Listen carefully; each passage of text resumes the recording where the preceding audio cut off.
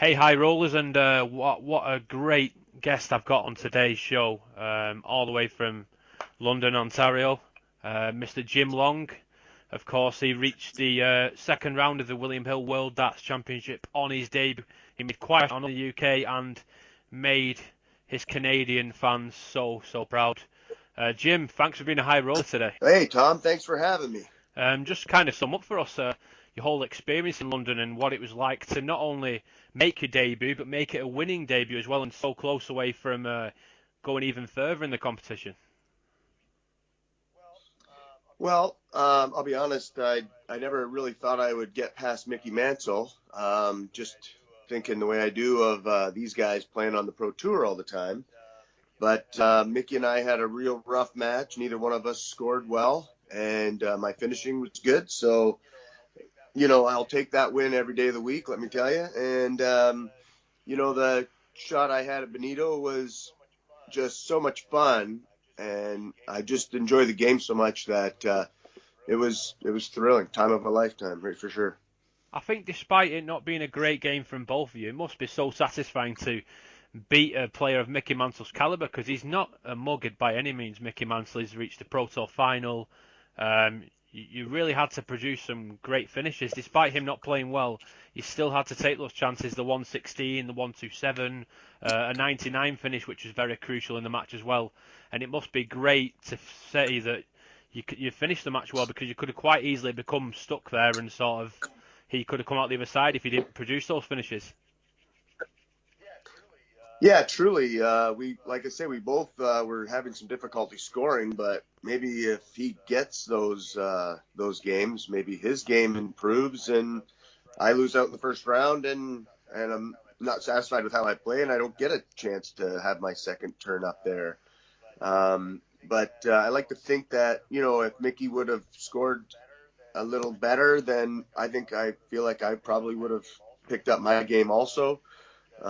Just because, when it was crucial on the doubles, I felt fine. It was just the pressure to shoot a good score, because those fans are, honestly, if the TV doesn't do it justice. They're incredible.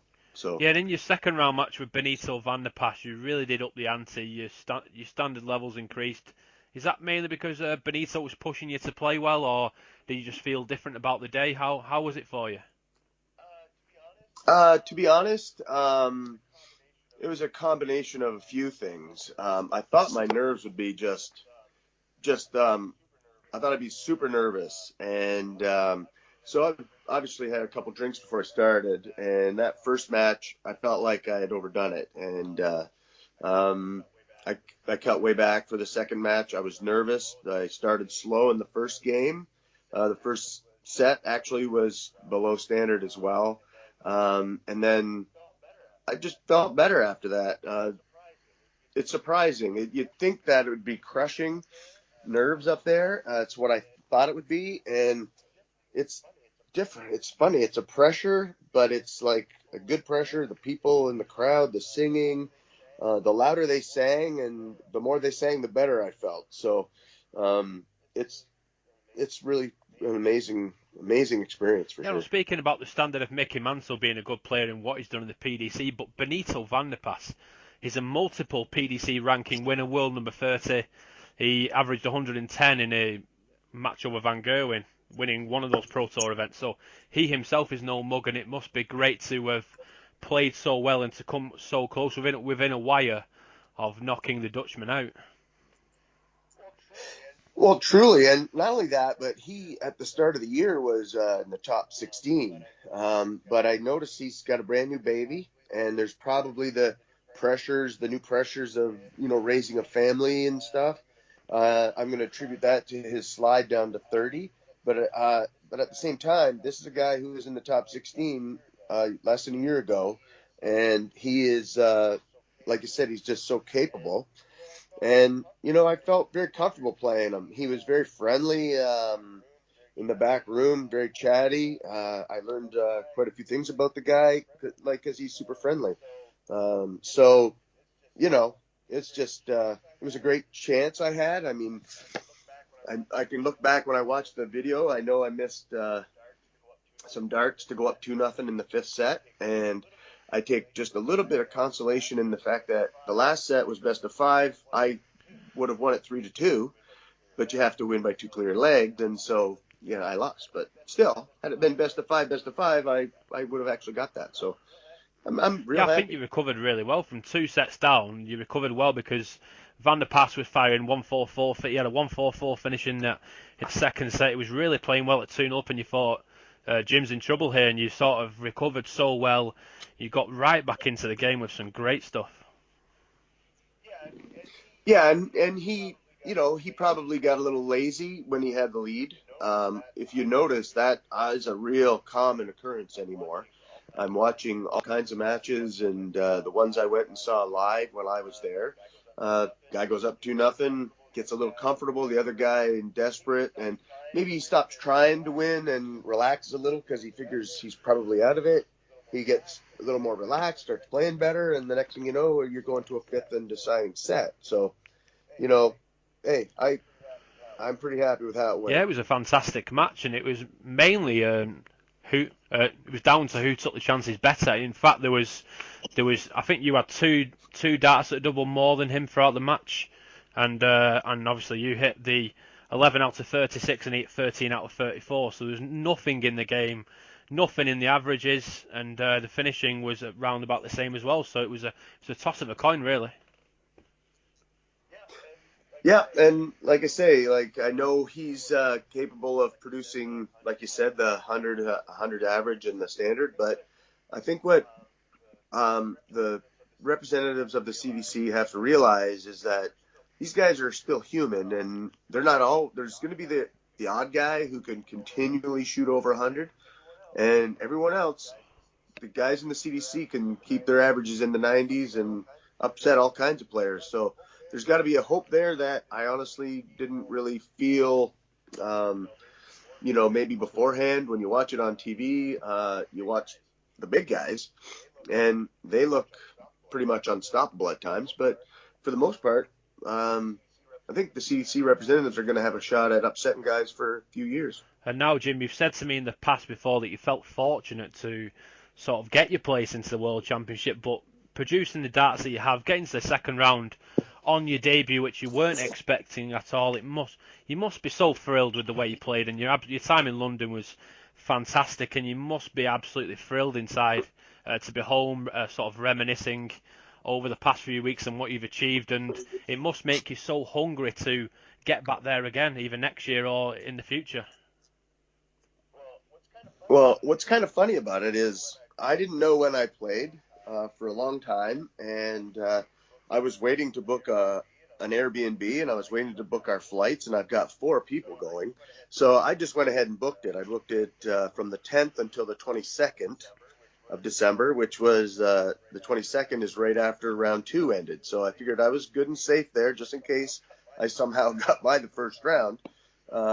So we got there on the 10th, did some amazing sightseeing, looking around and checking out the original London, and playing some darts. And then next thing you know, we had some decisions to make. We were talking about it beforehand. If I somehow got by Benito, who was going home, and we got to find a place to go. And I was hoping the host hotel still had room for us, and so there was a lot of outside pressures on and things on my plate other than just playing darts too. So Yeah, and getting past the first round must have been brilliant for you as well. Not just financially, but for your own confidence going into 2019. There's so many options there for you now. There's the option of potentially coming over to the UK for Q School. There's the added financial security of doing the CDC tour, which is free now really for you if you think of the money you've won at the World Championships and the Las Vegas events in July as well. You must be really excited about what 2019 has in store for you. yeah, it's kind of like a fresh start, to be honest, because last year I felt pretty bad for a lot of the players who did not play the CDC. I only played it because it's great competition. I'm finally not working 6 days a week, so I have weekends off. So I just booked every CDC I could get to. And then well into the tournament is when they announced the PDC spot. And so I felt pretty bad for guys like John Part and obviously Dawson Rochelle, who's playing professionally, which is I probably think a bigger dream than going to the Alley Pally. But anyways, so many guys in Ontario, all the guys from the East and West Coast who could be playing the CDC and didn't because it's too far of a trip for them. So I felt pretty fortunate to get in there the way I did, and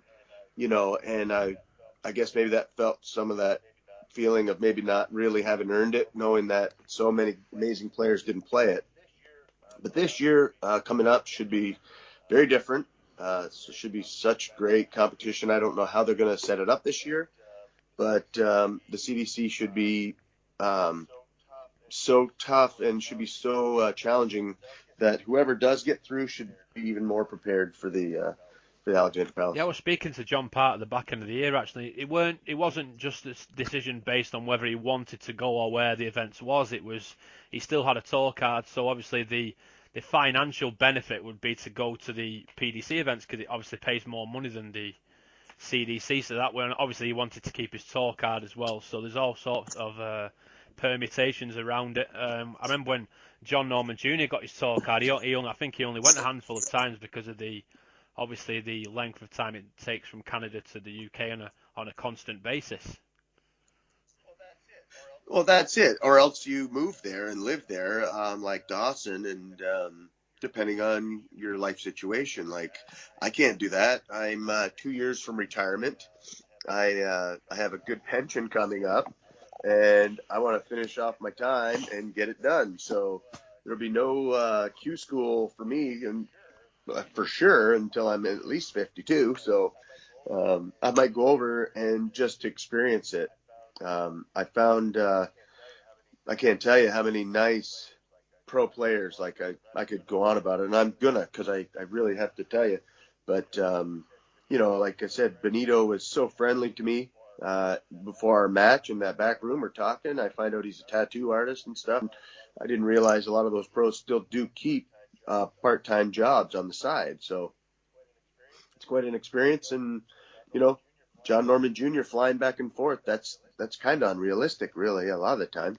Yeah, we'll just go into more detail about the PDC guys and how they welcomed you. Sort of, you got there 5 days before your game. Did you go up to the venue and in the practice rooms and have a look around? Yeah, we did some sightseeing. The event didn't start till the Thursday night after I got there. So we went the first available time, which was for us, which was Friday afternoon event. And can I tell you, the PDC, I look at it all in a whole new light. The PDC organizers treat you like you are, a star. Like nothing short of that. I messaged Graham about getting some tickets, and he's like, well, just come in the players entrance and they'll get you in there, blah, blah, blah. And me and my son and I, we go in there, and, he's just blown away by, the fact that Max Hopp is sitting like right down the table from us, and we were in the lounge and looking around and, just blown away by it. And the security who worked there, they were just like, call you by your first name, and my family by their first name. They just know everybody, and they're friendly. And,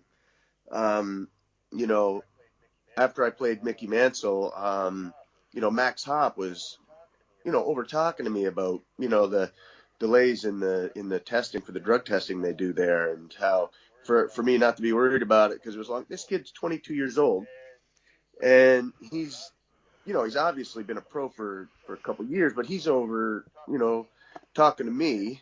I'm 50, and he's like consoling me that, not to worry and stuff like that. And he's like the same age as my son. So, couldn't have been a nicer guy, that Max Hopp. He will be the guy that I cheer for when I'm sitting on my couch. Probably no matter who he's playing. So. Yeah, I must echo them sentiments because I have known Max probably 5-6 years. Been speaking to him. He's been playing professional darts since he was about 15. So he's been on the PDC tour for this is his 7th year on the PDC tour. So despite him being just 22, he's very, very experienced in the PDC world, and it's showing this year. He's won a European Tour event. Is the speed is Yeah, wasn't it in Yes, he's Germany? the spearhead for for German darts, and he didn't do it the easy way either. But he beat Michael van Gerwen with a 1-2-1 on the bullseye, in a deciding leg. Yeah. So he's a top talent, is Max. You see many of the other top players around? Yeah, not it's because I didn't go many days. I went on the Friday before, um, and like I said, when these guys are playing, I don't bother them. I don't want to talk to them or get pictures or stuff. But then when I played myself, I saw all the guys who were playing on the same session as myself, and like guys like Steve West. I'm in the back room, in the quiet room, getting ready for my match, and I'm kind of standing at the table, taking a break before I shoot, and like the guy, he goes walking through all casual and pats me on the back, and I just said, hey, just shook his hand. I said, listen, dude, I usually watch you when I'm at home on my television. And this guy's going by, patting me on the back. Richard Yeah, North, is it? North, yeah. Well, Richard, I think I can't think of his first name, but such a friendly guy. He's chatting me up in that back room too, and I think he played the same session as me. And there's the fella from Germany, Robert. He played the first North the Robert first match. Marjanovic. Thank you. I would never have been able to pronounce that last name. I had to do my photography session before my first match, and then they were allowing me to go to the stage and have a few cracks at the dartboard first, up on the PDC stage, right? So him and I were up there, and I was like, man, I wish I would have brought my camera, my phone, so I could get a picture, of the crowd, of the empty alley pally. Yeah. You know what I mean? And this guy, Robert, pulls out his phone and he does the sweeping video for me, and then he's taking pictures of me warming up.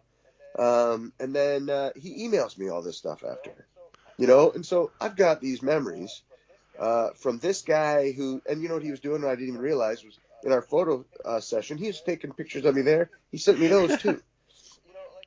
Like how good a guy is that? Like this guy obviously knows it's my first time. Getting out of the CDC is going to be challenging for everyone. So whether I ever make it back again or not, I don't know. But these guys all made it real special, and down to earth guys, real classy. Van Gerwen walked by, you stick your hand out, he shakes your hand, how's it going? And Big John Henderson in there, and yeah, it was a great, better experience than I ever would have thought it would have Yeah, been. it is so professional, the PDC setup, and obviously watching these guys on TV in the States as well, it must have been sort of surreal seeing them in real life and thinking, I'm really here, is this real sort of thing? And then not only doing that, but to get the approach to sort of head on professional, get your game on as well at the same time. It is so professional, and it must have been a great to be part of. Well, it is, and you're exactly right. I mean, one day you're at home, like 12 months ago, I sat here and I watched the PDC on my television in my basement. I usually don't get to watch much until I'm done work, right? And then I watch it all through the Christmas holidays. And then, 7 months ago, I find out that they're going to give a spot to the CDC, and then 3 months ago, I find out it's me. And then, 3 months later, I'm in that lounge room with professional players, pat you on the back, friendly to you, and the PDC staff treating you like you're, somebody, it's class, first class all the way. And Josh Payne, friendly guy, him and I were chatting all kinds afterwards there, and just I I can't say a single bad thing about it, to be honest. Like, my wife and daughter, they come in and we get wristbands, because they're with me. And man, it gets them wherever they want to go. The security guards will escort them right through the place, and help them find their spot where they're going, and just just incredible. Yeah, and obviously, Jim, in the CDC events, you used to play in sort of best of 9, then best of 11 legs in format. Just how hard was it sort of switching to the set format? Because as we've seen, the seeds have tumbled out the tournament. We've seen 9 of the top 16 seeds in World Darts go out in the first couple of rounds, so it's obviously affecting the big names as well. Yeah, you know something? I think it was like really quite secondary or back in my mind, uh, uh, because the stage, and like let's be honest, those fans are unreal, and They are kind. If you think they're booing you, they're not. They're booing somebody who didn't drink his beer fast enough in the crowd or whatever. They are never hard on the players that I saw. They were never hard on me when I was struggling. In my first match with Mickey, they were like, the people at the front tables are cheering you on. They're encouraging you. You know what I mean?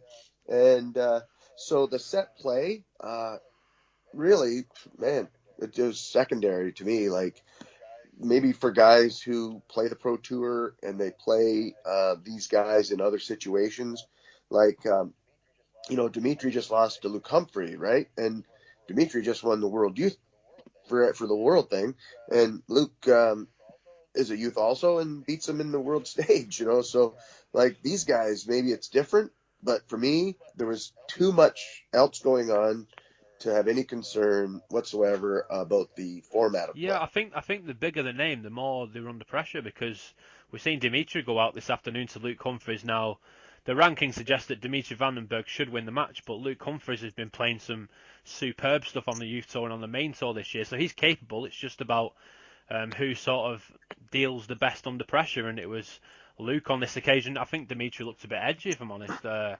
Luke looked so comfortable out there. He was taking his finishes cleanly, and he was a deserved winner in the end. Totally, like anybody who understands the game at all, the pressure was all on Dimitri. He's supposed to win. He won the World Youth. He just came off a fantastic match where he averaged 104. Luke looked like he couldn't have cared about anything. He looked just as comfortable and relaxed. There was no pressure on him. Not when he was up, not when he was down. It didn't seem to matter.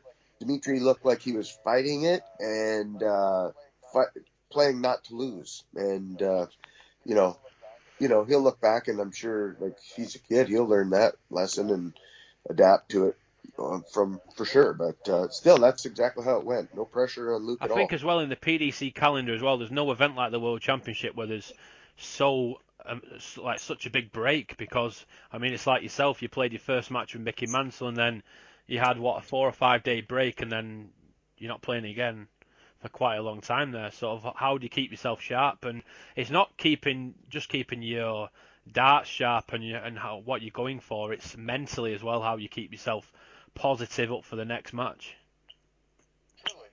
Truly, that's right. Yep. I had a 6 day break, and I appreciated it because I had to I had to sharpen up a bit. But you know these guys, I heard Adrian Lewis talking about the fact that the break is way too big for him. Like he's used to playing, right? I'd imagine they keep each other sharp. You know what I mean? But it's not the same as playing a match on the stage and that. But I guess that's the issue they have with expanding the amount of players. Yeah, and sort of in your time in London, how did your family enjoy? I know your young lad was there. The rest of the family was there cheering you on. Peter Cetera of the CDC was also there, showing his support, and I know Chuck Pulio was there for your matches as well.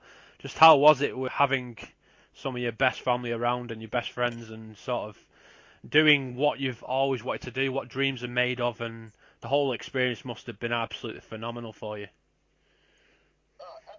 Absolutely. And what I was surprised by was that on the stage, you can look right down and see your family's faces. Like they're not real close, but it's very bright. I didn't know it'd be so bright on the fans, and I just didn't occur to me, I guess. And when you walk off the stage, it's just the curtain is to the right, but just a couple steps to the left is your family. And like I said, in one of the breaks with Mickey Mansell, I went right over there and had a great talk with Peter between the games. And, we got a great picture of it. And you know what? What do you do without people like Peter, all the guys running the CDC, that they dream of, building something here to send players there.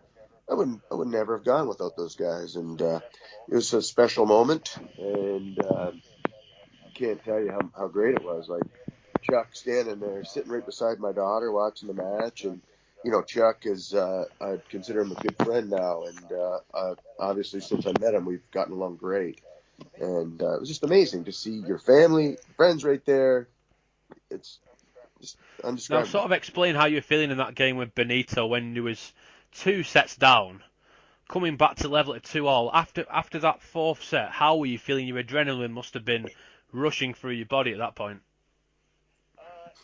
Uh, that's the funniest thing about it. I find is that um, like I said, if I'd have been playing that game just in town here, I think the nerves have been kicking in. I didn't feel nerves at all. Like it was my hand was shaking at the beginning, and I settled in.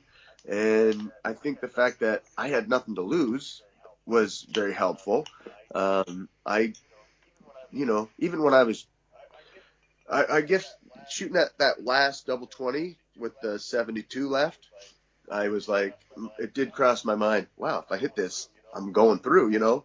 Um, so it was close, but I just no real pressure on me at all, and I was playing fairly decent. I wasn't hitting any 180s, which I was wanting to so bad for that crowd, but I was playing decent, and you know, it was just incredible, and I don't feel bad about missing it at all or anything. It's just funny. Just sort of reflecting on the past couple of weeks at the World Championships, has it sort of made you more hungry than ever to do even better on the CDC circuit? I know it was it went down right to the wire on the final day of the final CDC weekend with yourself and Gary Mawson. It was so close, but it must have inspired you now so much to maybe practice that a bit harder, maybe get your head on a bit more and sort of kick on for 2019, because you have shown everybody, not just in the UK, not just in Canada, the whole world, what Jim Long is all about, and you must be determined to get back up there.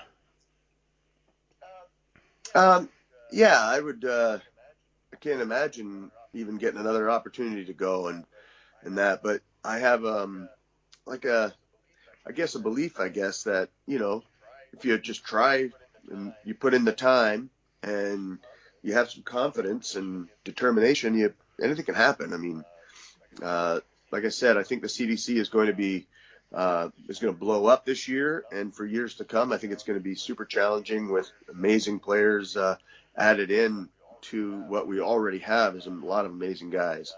And yeah, I think like I'm watching the darts today, and I'm going downstairs and playing darts in between matches, and yeah, so yeah, there's a hunger there that I never thought would be something more than just my local stuff. It must be so satisfying as well for both you and Chuck to be part of history, really, because you are the first two players to ever be represented by the CDC at the PDC World Championships. And like you say, it's going to blow up. It's going to get even bigger, the CDC Tour. And it's brilliant that at least over the next couple of years, the PDC are giving these spots 96 places, which we talked about earlier on today. Like the snooker's been gone up to 128. Could you see that potentially happening in the PDC? Well, they were saying how I heard some talk about the fact that the international players are playing the Pro Tour qualifiers and giving them a battle, and then those guys are coming out and playing the top 32 in the world, having been on the stage, played good quality competitive darts, and and then it's the top 32 ranked player who's coming in kind of cold, who like hasn't played yet and hasn't been on that stage since last year. So I heard maybe that they talked about expanding it to 128. But Barry Hearn said 96 for the next foreseeable future, which is great for us. And, it's just an amazing privilege. Whoever represents Canada from the CDC next year and the States, whether it's me as a Canadian, if it's not, I'm going to be watching at home and cheering on like crazy. I can tell you that. Yeah, it's great what the CDC are doing, because I know a lot of the countries that had participants qualify through their relevant countries, they don't always have the same sort of system. I know some countries get given places, some countries it's a qualification event on the day, where you just have to play well in one day to qualify for the World Championships. But what the CDC, it is so tough. There's so many. I can reel off about 20 names now that can easily push to the top two places in the CDC. There's Daniel Alby, there's David Fathom, Big Daddy Darren Young. There are so many names, Jim, that I can just reel off now that you've played against many, many times. And I do seem to remember in one of the events, I think it is Ohio, where you played, I think you whitewashed Darren Young, didn't you? Was it 6-0?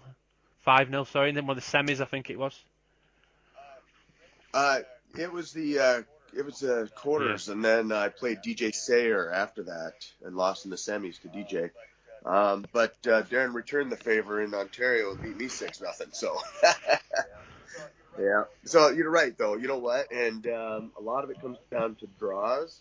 The new players coming in haven't got the 2 years of point totals, so they are fantastic players coming in, and they're not ranked very high because they're just starting. So you could be the top ranked guy, and you're playing like Matt Campbell in his first year, sitting in the 16 spot and averaging 95. You know what I mean? Like, that's tough draws for everybody involved, and I see over the next few years things getting even more competitive, but it's better, and it'll be better for the guys who qualify. They will have earned it big time to get through there and to get to go, and they will be hopefully even more prepared than I was to play on that stage. Yeah, I for one would certainly advise anyone who wants to take darts seriously or have a shot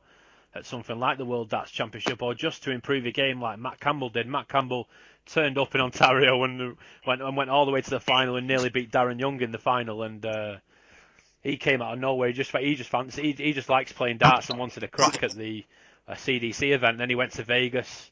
The money from that final took him to Vegas, and then he's got his tour card now for the CDC, and it just shows no matter how good you think you are, just give it a crack, and you will never know until you try. And it's going to be very interesting to see how the kind of numbers that the CDC will be bringing in. I know there was a bit of inconsistency last year with some of the top names. I know DJ Sayer and Leonard Gates, they dropped out of a lot of events last year, which was strange because they were playing so well. I know Leonard plays the soft tip stuff as well, and DJ likes doing other stuff. And you don't know what sort of arrangements have had with travel, etc. So we don't know the ins and outs. But it was strange that some of the top names didn't really play all the tournaments. Well, it is, and I know Leonard does do the soft tip, but he's got big money on the line there, but that opportunity to play at the Alexandra Palace, I think, is hard to pass up. DJ, I had a chat with him in Ohio recently, and I was like, man, like I don't even know what happened to that guy, you know what I mean? But I found out from Benito Van de Pas, his agent, while I was in England. And I'll tell you, like, friendly people, like I said, just come over and chatting you up. But yeah, he offered to bring DJ to the Q School in January after he played in Vegas and get him over there and play some. But you don't know what life situations are going on for guys, and if he's got a family or whatever. I don't know DJ's situation, but I know. He was given an opportunity to go over there, and I think a lot of it comes down to the fact that the CDC was not able to announce until after 2 weekends that the CDC spot was going to the PDC, and it's just I think guys maybe just want to start fresh and see how it goes next year. But we'll see. But yeah, it was a big surprise, and like I said a million times that things just unfolded perfectly for me, which is probably why I felt just fortunate to be going, because guys who were amazing players stopped coming, and Gary, of course, got rained out, the one shooting New York. So now, Just finally, Jim, just moving on, one last thing. Obviously, the CDC, what have you got to say about the Championship Darts Corporation? What they've done over the past 4 or 5 years has been absolutely superb. They, of course, stream a lot of events now on Facebook. Every single event is streamed live, and it's a very good quality stream, and it's only going to keep pushing. And I, for one, and yourself included, would like to thank the CDC for all their efforts and what they've managed to bring to us for the time being and moving forward even more. Absolutely. Like I said, I never ever thought I'd have an opportunity to play on that stage, and I would never really have had it not been like, we get the opportunity to go to Vegas and compete there and battle through to get that one spot that they're offering, and you got to have just perfect timing there also. But the CDC is given an opportunity now for every year to send 2 players, and it's what do you do without guys like that working? Like, I've gone down to the CDC events because I play on the Saturday. I've gone down on the Friday and gone to the venue just to check it out, and those guys are in there working, putting up all the boards, hanging all the curtains for the streaming board, and people don't realize that. And when it's over, they're tearing it down. They're there after you're gone, and why? They're flying places. They're leaving their families behind, and doing this because they love it. And how do you not appreciate all the work those guys running the tournament have done for all of us? Chuck and I, what are the odds Chuck and I get to go to Vegas or to the Alec Pally without those guys? So CDC deserves everything coming to them. They're the most competitive place to play darts, long format, great players, and they deserve everything they got coming for sure. Jim Long, thanks for being a high roller today, and I wish you all the best for the new year and what it brings for you in 2019.